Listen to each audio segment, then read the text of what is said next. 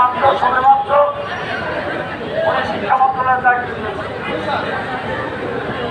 আপনারা শুনেছেন যে সব কর্মচারীদের অন্তঃসুবিধা বোর্ড এবং অমরনাথ বন্ধ করে দিয়েছিল অন্তর্বর্তীকালীন সরকারের লোকেরা, যারা আপনাদের টাটকে রাখছেন এরা এটাও বন্ধ করে দিয়েছিল।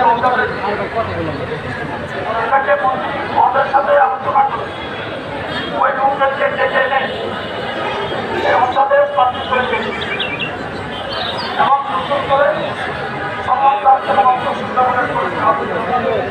এবং তারা মধ্যে ওদেরকে যেভাবে বুঝিয়েছেন যদি আবার মাননীয় দায়িত্ব না থাকতো আমার তাহলে তো বুঝাইতে পারতাম না। আমাকে বুঝাইতে না পারলে আমি এটা করতে পারতাম না।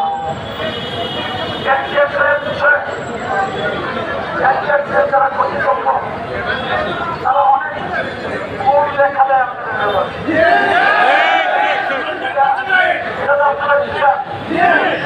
আপনারা যখন